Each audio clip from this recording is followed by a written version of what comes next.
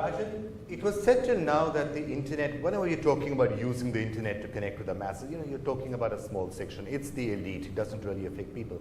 Now that's starting to change, and I have to say Android and things like that are also having a massive impact. And as in the next year or two, the price of Android-enabled smartphones starts to drop down to, let's say, the $50 mark, you could perhaps have an explosion of connected people who can then continue to communicate in the ways that you were talking about. Yeah, I think, firstly, I think it's important to keep in mind we already have 200 million Indians on the internet. India is adding 3 to 4 million internet users a month.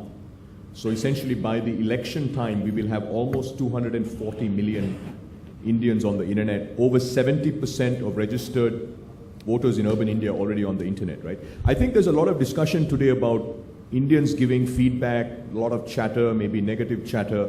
Actually, that's not the point. I think what's happening, we've done a lot of research on this topic, and what we found is a large number of Indians are doing research about political parties, about politicians, about local issues, and they're becoming aware. A small minority of them are actually voicing their opinion. That's actually not what's really going on. What's happening is, they're doing extensive amounts of research about what political parties stand for, about what specific politicians and candidates stand for, and also trying to understand how much progress is being made. And by doing that research, they're becoming more informed, they're making decisions, and a very small majority of them are being vocal. So I think there's a lot of media attention, and I think political parties and organizations are being are focusing on all the chatter, if I might call it. Actually, that's not the point. The point is hundreds of millions of Indians are making decisions based on information that they're getting. And I think the other thing that we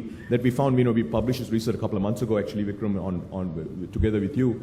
A large number of them are undecided. And the reason they're undecided is because they have yet not got the kind of information, or they don't like what they're hearing, right?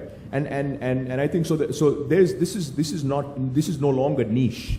It's not about a 10, 20, 30, 40 million people on the internet, on social networks. It's about 200 million plus 3 to 4 million added every month who are now engaged deeply in understanding what these parties stand for, political parties stand for. So I think it's pretty profound. And they may make their voting decisions based on what they find on the... Well, I think we've already seen that, actually. Our view is, it's amazing. We've been tracking internet behavior over the last 6 to 8 weeks. It is amazing what is happening.